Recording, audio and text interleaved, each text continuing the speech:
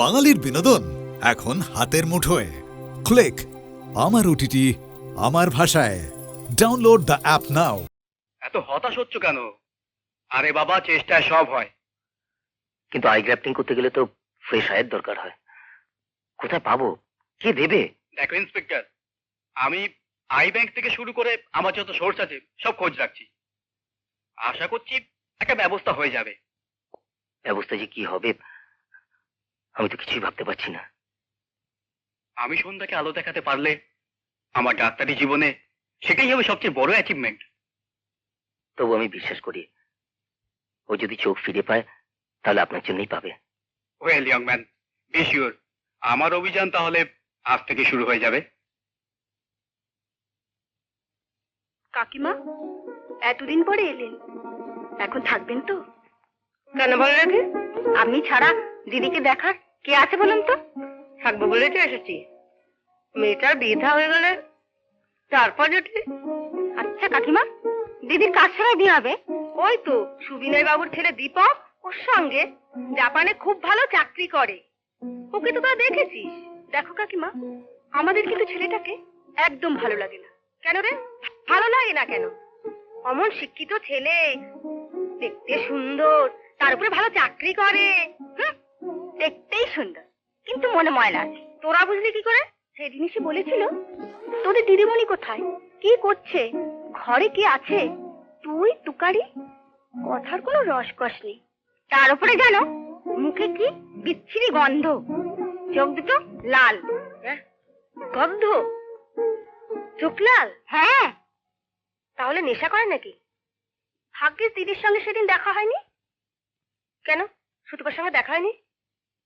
বা গানের মাস্টারের সঙ্গে কথা বলছিল না? আরে গানের মাস্টার ছেলেটি কেমন রে? খুব ভালো, যেমন সুন্দর ব্যবহার তেমন মিষ্টি গলা।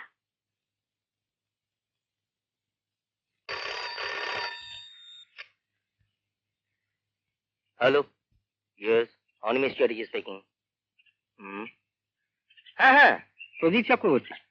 হ্যাঁ গান গায়, ফিল্মেও গান গেয়েছে। হ্যাঁ হ্যাঁ, না না, শুধু দেখতে হবে একটা ব্যাপার যে এই প্রদীপ সেই প্রদীপ কিনা যাকে আমরা খুঁজছি। হ্যাঁ, ওকে, থ্যাংক ইউ। স্যার, বড় বাগানের বাড়িতে কি আপনি এনকোয়ারিতে যাবেন?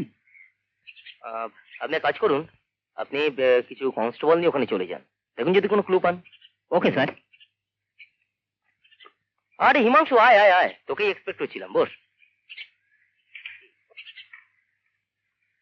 তারপর বল, তো দেবীপুরে ইনভেস্টিগেশন কেমন চলছে? ডান হয়ে গেছে? হ্যাঁ, দেখ, আমি হচ্ছি সিআইডি ব্রাঞ্চের এক নামকরা লোক, আর তোর এই প্রদীপ চক্রবর্তীর দেশের টোটাল ইনফরমেশন আমি পেয়ে গেছি। এনেছিস? শোন, প্রদীপ চক্রবর্তীর বাবা গোপীনাথ চক্রবর্তী কয়েকদিন আগে এক দুষ্ট চক্রের হাতে খুন হয়েছে। খুন হয়েছে? হ্যাঁ, ওই দলের যে পান্ডা সে বেটা এক জোরদার, এখন জেল হাজতে। তারপর? তারপর এই না দেখ, পড়ে দেখ। কিন্তু মুশকিল হচ্ছে ওখানে কেউ প্রদীপের কলকাতা ঠিকানাটা জানে না। Thank you Himanshu, it's enough.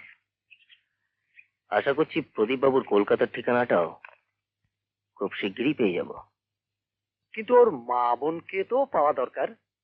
O, I am very sorry, আমি তোকে বলতেই ভুলে গেছি, ওর মা বোনেরও খোঁজ পেয়েছি। পেয়েছিস? তাহলে এখন কোথায়? আপাতত মা আর মেয়ে দুজনেই নিরাপদ আশ্রয়। ও তাই বল, এখন শুধু অঙ্কটা মেলানো দরকার। এত দূর পর্যন্ত যখন এগিয়েছি তখন অঙ্ক আমি মিলিয়ে দেবই। কি ব্যাপার বলতো, এরকম একটা মিসিং কেস নিয়ে তোর এত ইন্টারেস্ট? ধীরে বন্ধু ধীরে, পুরো ব্যাপারটা এখন সাসপেন্সে থাকুক, ঠিক সময় সব জানতে পারবে। ওকে, তাহলে আজ উঠি। ওকে, থ্যাংক ইউ ভেরি মাচ।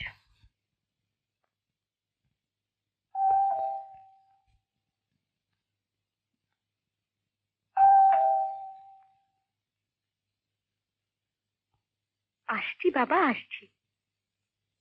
হুম, এই তো। কি তুমি কেন? রঘুদা কোথায়? রঘুদার জ্বর হয়েছে, পিসি বকাবকি করে ডাক্তারের কাছে পাঠিয়েছে। আসলে লোকটা একটু কানে কম শোনে, কিন্তু ভীষণ সৎ। এসো, বসো বসো এখানে।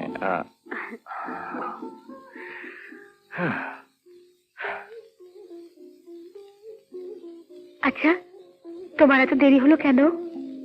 পুলিশের চাকরি কখন কোথায় ডাক পড়ে। কিন্তু তুমি কেমন করে বুঝলে আমার আসতে দেরি হয়েছে? তুমি তো ঘড়ি দেখতে পাও না। পাই মশাই পাই, আমার মনের মধ্যে যে ঘড়িটা আছে সে আমাকে ঠিক সময় বলে দেয়। আচ্ছা বলো তো, এখন আমি কি জামা প্যান্ট পরে আছি? কেন, দারোগা বাবুরা যে পোশাক পরে, প্যান্ট, জামা, কোমরে বেল্ট, মাথায় টুপি, এসব পরে আছো। কিন্তু এত কিছু তুমি দেখো কি করে? চোখে আমি দেখতে পাই না, কিন্তু আমার মনের মধ্যে যে আয়নাটা আছে তা দিয়ে আমি অনুভব করতে পারি। চলো, আর দেরি করো না, খাবে চলো।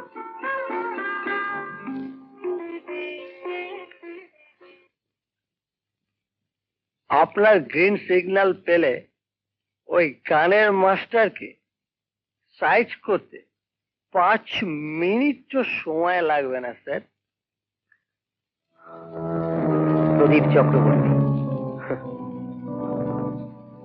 একটা দেহাতি লোক কানের সুযোগ নিয়ে মহিম চৌধুরীর বাড়িতে ঢুকে গেছে।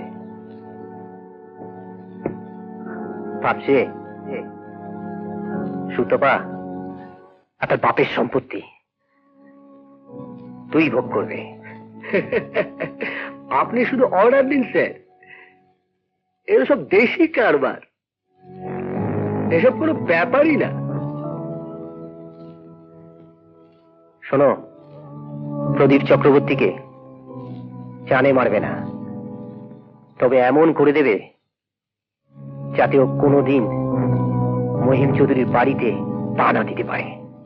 যদি বলেন মালটাকে কিডন্যাপ করে দিই। না না, ওসব কিছু দরকার নেই, যা বললাম তাই করো। আপনি কিছু ঘাবড়াবেন না স্যার, ওসব আমরা সাইজ করে দেবো।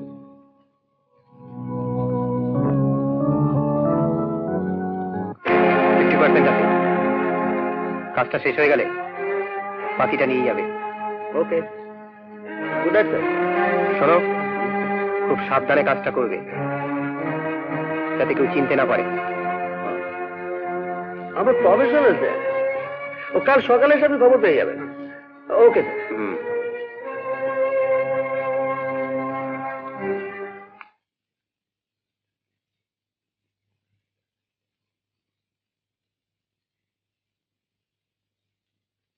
বাবা চা। এ কি, আপনি কেন? রঘুদা কোথায়? ও সে বোধহয় একটু বেরিয়েছে। না না না, রঘুদা কিন্তু আজকাল ভীষণ ফাঁকি দিচ্ছে। এ তো দেখছি আপনাকে সব কাজ করতে হচ্ছে। না না বাবা, তাছাড়া আমাদেরও কিছু করবার আছে, কাজ ছাড়া আমি থাকতে পারি না গো বাবা। বাবা, কিছু বলবেন? হ্যাঁ বাবা, অনেকদিন তো হলো, প্রদীপের কোনো খবর পেলে? এত ভাবছেন কেন? তার খবর আমি জানি। জানো সে কোথায়? ও কয়েকদিনের জন্য কলকাতা বাইরে গেছে গান গাইতে। কলকাতার বাইরে গান গাইতে গেছে? বিশ্বাস হচ্ছে না তো? তাহলে শুনুন, বর্ধমান জেলার দেবীপুর গ্রামে গোপীনাথ চক্রবর্তীর ছেলে প্রদীপ চক্রবর্তী। গোপীনাথ বাবু কিছুদিন আগে দুর্ঘটনায় মারা যান, তারপর আপনারা কলকাতায় চলে আসেন। তুমি এত সব জানলে কি করে? দেখুন, একথা আপনি আমাকে বলেননি, আর সন্ধ্যাও আমাকে বলেননি, কিন্তু আমরা পুলিশ, আমাদের চোখে ফাঁকি দেওয়া যায় না, আমরা সব খবর রাখি। আপনি কোনো চিন্তা করবেন না, প্রদীপবাবু কলকাতায় ফিরলেই আমি আপনার সামনে হাজির করব। তার আগে সন্ধ্যারও চোখ ভালো হয়ে যাবে। তোমার কথা যেন সত্যি হয় বাবা, তোমার কথা যেন সত্যি হয়।